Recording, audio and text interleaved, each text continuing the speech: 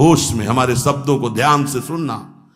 जब इतना गलत हो जाता है तो अपना चेहरा अपने को पसंद नहीं आता और अपना जीवन अपने को पसंद नहीं आता और अपने अंदर से मन कहने लगता है नष्ट कर दो इस शरीर को।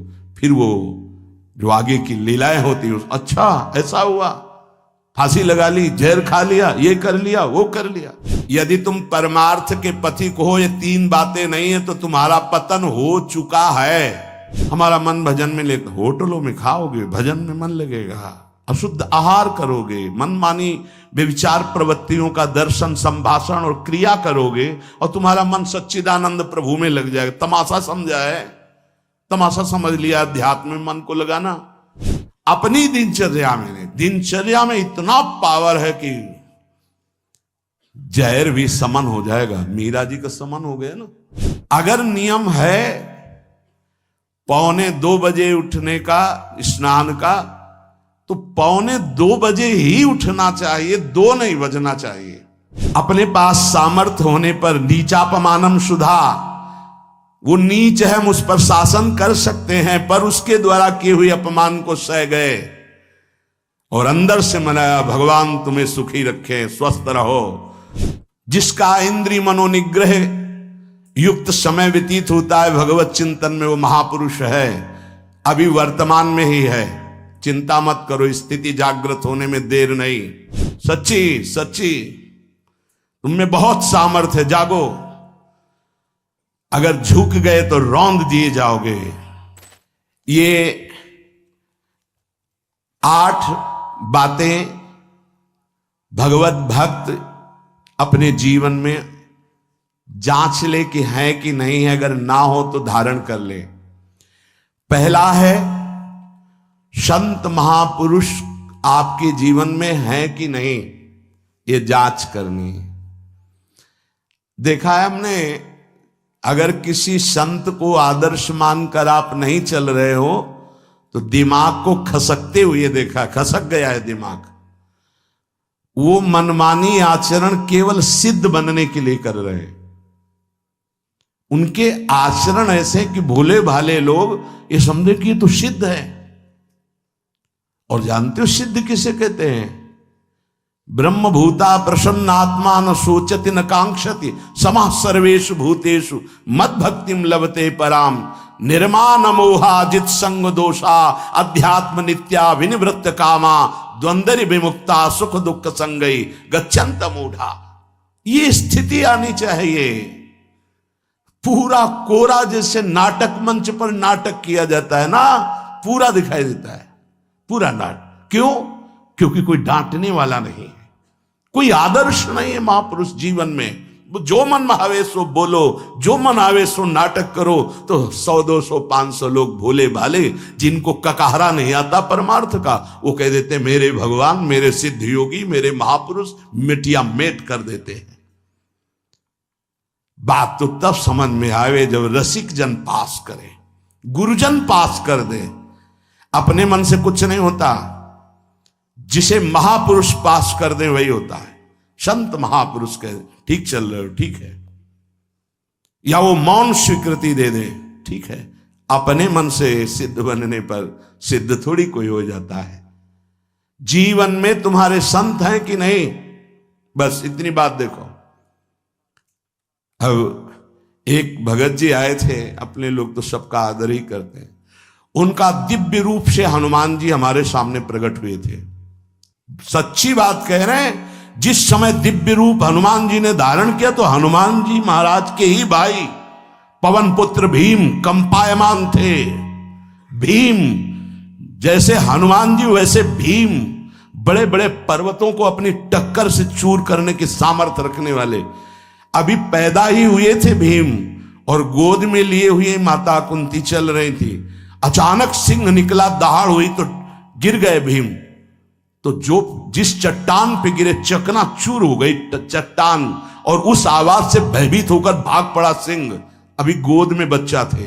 वो भीम जिस समय प्रार्थना की कि भैया मैं तुम्हारा वो दिव्य रूप देखना चाहता हूं, तो उनका काहे को तुम व्यर्थ में ऐसा तुम नहीं देख पाओगे। तो उनका हमारी लालसा है आपका छोटा भाई हूं तो पट्टहास किया हनुमान जी का वो दिव्य रूप कि कंपायमान होकर कह रहे थे, हे वायुपुत्र, हे पवन पुत्र, तुम अपने रूप का संवरण करो, मेरी सामर्थ्य नहीं।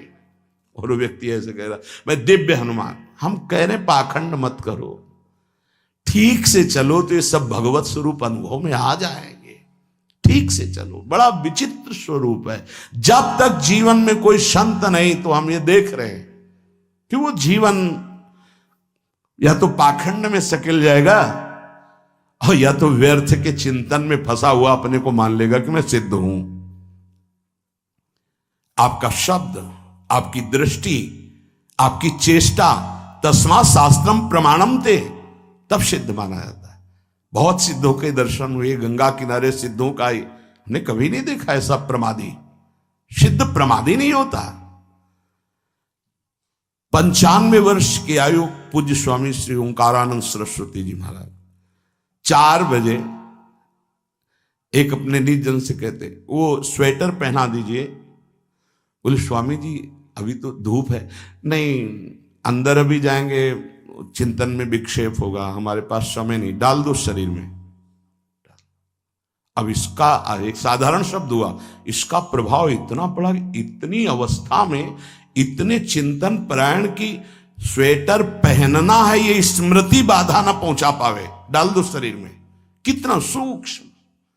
बड़े बड़े महापुरुषों को देखा है, अपने ब्रज के प्रेमी जनों को और ब्रह्मबोध संपन्न दोनों महापुरुषों को, किंचन मात्र कहीं भी कोई भी शास्त्र विपरीत शब्द नहीं, 1 सेकंड की चेष्टा नहीं पाई शास्त्र विरुद्ध। और यहां शास्त्र में है ही नहीं, हो वैसे सिद्ध हो रहे हैं। क्यों? क्योंकि जीवन में किसी आदर्श महापुरुष का अंकुश नहीं। अगर किसी संत का भय तुम्हारे जीवन में नहीं है तो ये माया रौन देगी, पक्का समझ लीजिए। कोई महापुरुष तुम्हारे ऊपर अंकुश लगाने वाला हो तो इसीलिए जो देहाभिमानी जी होते भाग पड़ते हैं, क्योंकि उनकी सिद्धावस्था में वो बाधा पहुंचाएंगे। गुरुजन असली सिद्ध बनो, नाटक नहीं, तो भाग पड़ते हैं। और जो गुरुजनों की शरण में रहता है वो परिपक्व भगवत प्राप्त महात्मा बन जाता है। इसलिए पूज्य बाबा कह रहे, पहला किसी महापुरुष का अनुशासन है कि नहीं। प्रगट में अनुशासन जरूरी है, प्रगट में अनुशासन जरूरी है। नारदानंद सरस्वती जी महाराज नैमिषारण्य के पीछे आए थे, कुछ परिकर उन्होंने बताया, अब वो पधार गए जो वहां के अधिकारी बनाए गए, विवेकानंद जी। नए वस्त्र धारण करके आगे, सदवई में मना है। यदि ऊपर का नया वस्त्र हो तो नीचे का पुराना और मलिन होना चाहिए। अगर नीचे का तो फिर ऊपर का पुराना मलिन, मैच नया, क्रीच एकदम, ये सब साधुता के कुछ नियम होते हैं, साधुता की एक मर्यादा होती है। तो वो दोनों नए पहन करके आ गए, भूल हो गई उनसे, देखा शिष्य। और नैष्ठिक ब्रह्मचर्य में सफेद कपड़े पहनाए जाते तो और वो खिले हुए ऐसे बांधे, ऐसे सब। उनकी दृष्टि गई, लाख लाख जहां बैठकर सत्संग सुनते हैं स्वामी श्री नारदानंद सरस्वती जी, बड़े ही महापुरुष थे, अपार भीड़। और सत्संग के बाद 1 घंटा सबको एकांत चिंतन करो, क्या वहां ब्रह्म ज्ञान का सत्संग होता था। प्रातःकालीन बेला पे जैसे अपने यहां सत्संग होता है, वहां थोड़ा विलंब होता था, 5:30 बजे। जो निज जनों का वो योग वासिष्ठ से कैसे तुम्हें बताएं, जो उस सभा में बस यही लगता है कितनी जल्दी देह राख छूटे और अपने स्वरूप में महापुरुषों का वचन का प्रकाश होता है। एक सत्संग होता था सामूहिक सब लोगों को, एक होता था पर्सनल, जो दिव्य साधक हैं केवल वही बैठ सकते हैं, अन्य नहीं। ऐसे पूज्य बाबा के यहां भी एक होता था पर्सनल ज्ञान का और एक होता था सामूहिक प्रवचन। तो उस समय सामूहिक सत्संग चल रहा था, काफी सब समाज लाखों की थी। देखा दूर से, एक शिष्य से कहा गौशाला में जाओ, गोबर को गीला कर दो। उनसे कहा विवेकानंद गोबर की छवियां भर करके यहां खड़े हो सत्संग के पास, वहां नच हो नहीं सकता। और गीला गोबर तो जो 2 घंटा सत्संग हुआ पूरा टप टप ऐसे कपड़ों में पूरी हालत बिगड़ गई। क्या था ये? संत शासन। अब दोबारा वो गलती नहीं होगी, समझाने की जरूरत नहीं, अब समझ गए कि हमसे गलती क्या हुई। संत शासन नहीं है तो ये मन बहुत विचित्र है, बहुत विचित्र है। इसीलिए पहला जो भी परमार्थ का पति को, चाहे ज्ञान मार्ग का, योग मार्ग का, किसी योग मार्ग की लौकिक ऊंचाई पर पहुंचे हुए कि गुरुदेव आए और उन्होंने कहा कि किसी कारण से शिष्य बढ़ जाए और अपने गुरुदेव की अवहेलना करे तो उसकी गति क्या होगी? दुर्गति। दुर्गति, दुर्गति के सिवा उसके आगे कोई शब्द नहीं है। गुरु को पीड़ा है और शिष्य परम पद में पहुंच जाएगा? नहीं नहीं, ऐसा नहीं हो सकता। अनुशासन अत्यंत आवश्यक है। किसी भी वैभव या लोक व्यवहार या लोक मान्यता बढ़ जाने पर अपने गुरु का अपमान, गुरु की अवहेलना, तो उसकी दुर्गति पक्की। देखो, ये मन है, ये इंद्रियां हैं, ये अहम है, ये केवल गुरुदेव से ही वश में आता है, दूसरी जगह नहीं आता।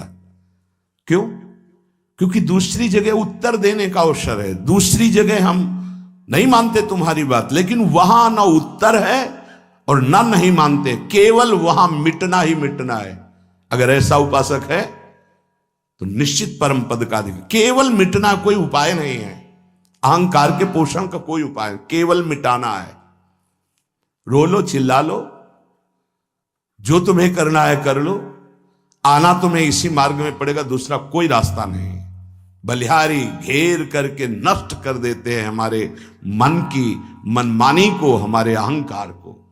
इसलिए जीवन में प्रगट में जिनके जीवन में संत हैं और वो स्वीकार करते हैं उनका अनुशासन, उन्हीं का जीवन प्रकाशित होता है, पक्का समझ लेना। दूसरा, भागवतिक मार्ग में चलने वाले उपासक को सांसारिक पुरुषों की मित्रता करके उनकी संगोष्ठी में नहीं बैठना चाहिए। इस बात को बहुत अच्छे से समझ लो। सांसारिक पुरुषों की जो वृत्तियां होती हैं उनमें बड़ा आकर्षण होता है भोगों का, प्रपंच का। जो साधक भ्रमणशील हैं, अगर वो गृहस्थों के यहां जाकर उनकी सैयाओं पर सोते हैं तो उनकी दुर्दशा क्या होती है चित्त की, वो खुद अनुभव करके देख ले। आज तो शास्त्रीय पद्धति को समझा ही नहीं जा रहा। जब बड़े बड़े सुभट गंगा किनारे त्याग, वैराग्य, ज्ञान के मिले ना, तो आगे का रास्ता खुलता चला गया। सांसारिक पुरुषों के समुदाय में बैठना था। वो तुम्हें भगवान कहेंगे, ईश्वर कहेंगे, अवतार कहेंगे, उनको कुछ ज्ञान नहीं। आप मान बैठेंगे अपने को भगवान, अपने को ईश्वर, अपने को अवतार मानेंगे, तो आप जो अवतार है ना, ईश्वर है ना, भगवान है, उनसे विमुख हो जाएंगे। यहां जो भी अवतरित हुए हैं भगवत पार्षद, वो सदैव दैन्य ही रहे हैं। आप देख लीजिए, उच्च कोटि के महापुरुष चाहे जितनी ऊंचाई पर चढ़े हों, सदैव भगवान की ही स्थापना की है। भगवान के नाम की, रूप की, लीला की, धाम की, भगवत महिमा की स्थापना की है, अपनी नहीं, अपने पार्थिव शरीर की नहीं। ध्यान रखना, जितने महापुरुष प्रकट हुए भगवान की स्थापना की। अगर हम संसारिक पुरुषों का संग करेंगे तो कई तरह से हानि हो जाएगी। सत्संग हो रहा है, बस इतने जो चाहो बैठ जाओ। हमारा पर्सनल एकांतिक केवल गुरुदेव से संबंध है और उनके द्वारा बताई हुई उपासना में हमारा समय व्यतीत होना चाहिए। कोई हमारा मित्र नहीं होना चाहिए, अलग से संगोष्ठी नहीं होनी चाहिए विषयी पुरुष की, सांसारिक पुरुष की। तीसरा, किसी भी अपनी निंदा करने वाले के प्रति कभी भी बुरा व्यवहार बर्ताव नहीं करवाना चाहिए, क्योंकि भगवान प्रेरित करते हैं निंदा करा करके महान बनाने के लिए। ये शब्द याद कर लो। जब तुम्हारी निंदा होने लगे, प्रतिकूलता होने लगे, विपत्ति आने लगे, संकट सताने लगे, तो जान लेना कि तुम्हारी अध्यात्म की भूमिका उठने वाली है, पक्का। ये अध्यात्म की भूमिका उठना बहुत कठिन होता है। अध्यात्म का प्रवचन कर लेना बहुत सरल होता है, नहीं? हाँ, चमड़ी को चिकनी करके और अध्यात्म का प्रवचन करने में कोई कठिनता नहीं, लेकिन चमड़ी और दमड़ी का राग मिटा दे फिर अध्यात्म की तरफ चले, ये किसी फक्कड़ महात्मा का कृपा पात्र ही होगा जो फकीर होगा, जिसने विश्व की समस्त भोग वासनाओं को रौंद करके अपने स्वरूप में स्थित हो गया। ऐसे महात्मा के संग के बिना अध्यात्म का रंग नहीं चढ़ सकता, और देखने को मिल रहा है। जब तक हमें अध्यात्म का परिचय नहीं है तब तक कहीं भी हम राजी हो जाते हैं। अरे राजी होने को तो टाकीज के सामने देखो जाके, हजारों की भीड़ लगती, लाइन में खड़े होते हैं, पैसा देते हैं, और क्या देखने जाते हैं? झूठा तमाशा। उनको आप क्या कहोगे? ज्ञानी कहोगे? सत्संगी कहोगे? भीड़ का इकट्ठा हो जाना कोई अध्यात्म का चमत्कार नहीं होता। तो अध्यात्म का चमत्कार तो अंतर की वृत्ति का परिवर्तन हो जाना होता है। नहीं तो अगर एक नृत्य करने लगे ना तो हजारों उसको देखने खड़े हो जाते हैं, फिर 14 संगीत बज रहे हैं, फिर इसके बाद अगर हजारों ये बैठे मनोरंजन कर रहे हैं तो इनका कोई मात तो नहीं। अगर एक महात्मा कह देता है कि तुम वास्तविक भगवत मार्ग के पथिक हो तो धन्य हो गया जीवन, और 1 करोड़ लोग कह दे कि परमार्थ का पथिक है तो मान्यता नहीं मानी जाएगी। ये अध्यात्म है। अध्यात्म इसीलिए कह रहे हैं कि सांसारिक पुरुषों की संगोष्ठी में रति न करे। तीसरी, अपनी जब कोई निंदा करे तो उसका भला जरूर मना देना, बुरा मत मना देना, नहीं तो अध्यात्म छूट जाएगा। अपने पास सामर्थ्य होने पर नीचापमानम सुधा, वो नीच है, हम उस पर शासन कर सकते हैं, पर उसके द्वारा किए हुए अपमान को सह गए और अंदर से मनाया, भगवान तुम्हें सुखी रखें, स्वस्थ रहो, और कभी भी हम आपका विरोध नहीं करेंगे। जब अवसर मिले तब फिर हमारी निंदा करना, भगवान तुम्हें स्वस्थ रखे, तुम्हारा कभी अमंगल न हो। ध्यान रखना अध्यात्म। चौथा, अपने मुख से कभी किसी की निंदा ना करना। निंदा व्यक्तिगत नाम लेकर के की जाती है, सिद्धांत सार्वभौम वर्णन होता है। जैसे यहां हम कह रहे हैं, वो निंदा सिद्धांत के विपरीत आचरण में जो चलते हैं उनकी है। कौन है? नाम नहीं है, रूप नहीं है। सिद्धांत में चलना एक ये मार्ग, सिद्धांत से बिलक चलना ये पाखंड है। पाखंड और दंभ की निंदा होती, और सत्य की कोई निंदा करे तो वो प्रकाशित होता है। सत्य निंदा से ढकता नहीं। जैसे कोहरा थोड़ी देर के लिए सूर्य को ढकने का नाटक कर सकता है, लेकिन सूर्य जब प्रकाशित होगा तो कोहरे की धज्जियां उड़ जाएंगी। 5वां, मान लेने की इच्छा का त्याग करके अपने समीप जो भी आवे, छोटा बड़ा सबको प्यार और मान देना। ये 8 अच्छे उपासक में सब लक्षण पाए जाते हैं। दूसरों को मान देने का स्वभाव रखना, चाहे छोटा बच्चा ही क्यों न हो। ये नहीं कि धनी मानी बड़ा आकर के धन राशि दे रहा है तो उसका सम्मान हो रहा है, और एक छोटा प्रणाम कर उसकी तरफ देखा भी नहीं जा रहा। नहीं, बच्चे से लेकर कोई भी सबको एक ही प्यार की दृष्टि से देखना, भगवत भाव से देखना, अपने को मान रहित और दूसरों को मान देने का स्वभाव बना देना। 6वां, अपनी इंद्रियों को सदाचार परायण रखना। इंद्रियां इस सदैव व्यभिचार की तरफ भागती हैं। नेत्र व्यभिचार दोष, बार बार दूसरों के प्रति देखना आकर्षणकारी, कैसा भी दोष अंदर का भाव हो, नेत्र दोष। दूसरों की बातें सुनना, श्रवणेंद्रिय दोष। वाणी से दूसरों की चर्चा करना, वाणी। ऐसे हर इंद्रिय अपने व्यभिचार में जाना चाहती है। सदाचार परायण उपासक होता है। कल की बात है, कल चिंतन हो रहा था श्रीमद् भगवत गीता जी का। अगर उपासक में सदाचार इंद्रियों की पवित्रता नहीं है तो ढकोसला के सिवा कुछ नहीं रहेगा। ये अच्छे से समझ लो। इंद्रियों का विलास चल रहा, खुला दिखाई देता है, खुला एक दृष्टि होती है, उसमें दिखाई देता है। अंतर में ब्रह्म बैठा हुआ शांत मौन है और ये समझ नहीं पा रहा, केवल नाटक पे लगा हुआ है। अपना मन, अपनी इंद्रियां यदि संयम में नहीं है, सदाचार में नहीं है, तो ढकोसला ही है, आडंबर ही है, नाटक ही है, पक्का समझ लीजिए। अगर वो संयमी नहीं है, जितेंद्रीय नहीं है, मनोनिग्रही नहीं, तो अध्यात्म क्या है? क्या प्रवचन हो रहा है? किस बात का प्रवचन हो रहा है? जो अनुभव हुआ उसका हो रहा है, शास्त्र सम्मत हो रहा है। जितेंद्रियता नहीं, इंद्रिय निग्रह नहीं, मनोनिग्रह नहीं। छठवां, सदाचार परायण, अर्थात इंद्रिय और मन शास्त्राज्ञा के अनुसार चले। जिसका इंद्रिय मनोनिग्रह युक्त समय व्यतीत होता है भगवत चिंतन में, वो महापुरुष है, अभी वर्तमान में ही है। चिंता मत करो, स्थिति जागृत होने में देर नहीं। बंद रखो अपनी खिड़कियों को, कहीं माया की हवा ना घुस जाए। सच्ची सच्ची तुममें बहुत सामर्थ्य है, जागो। अगर झुक गए तो रौंद दिए जाओगे। एक एक बात अच्छे से समझ लो। मुस्कुरा के, प्रेम व्यवहार दिखा के, अपनापन करके फिर तुमको अधीन किया जाएगा।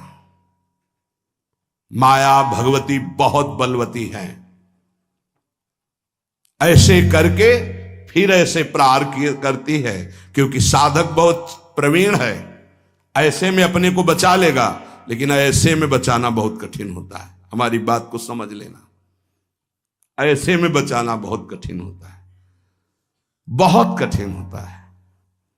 समर्पण का मिश, सेवा का मिश, अपनापन का मिश। हमारी इंद्री, हमारा मन बहुत धोखेबाज है, हमें कोई धोखा नहीं दे सकता। ये हमारा मन, हमारी इंद्रियां हमको धोखा देती है। साधु, साधक, परमार्थ पथिक, भक्त इस बात से परम सावधान। सदाचार और सरलता, संयम के साथ हमारा समय व्यतीत होना चाहिए। किसी के गवाही की जरूरत नहीं है, किसी के प्रमाण की जरूरत नहीं। आप खुद अपने हृदय की भूमिका को नाप लीजिएगा, कितनी ऊंचाई पर चढ़ रहे हो, आपको खुद अनुभव में समझ में आ जाएगा। जो इंद्रियों का गुलाम, मन के द्वारा भ्रष्ट आचरण करने वाला है, वो कुछ भी हो, कोई भी हो, कहीं भी हो, दुर्गति शब्द से ही संबंध है। जीते जी दुर्गति, फिर फांसी ऐसी लगे तेषम दुख न हो। सच्ची मानना, जब गलत हो जाता है आचरण, तो अपना मन अपने को कहता है नष्ट कर दो, ये जीवन किस काम का। होश में हमारे शब्दों को ध्यान से सुनना। जब इतना गलत हो जाता है तो अपना चेहरा अपने को पसंद नहीं आता और अपना जीवन अपने को पसंद नहीं आता।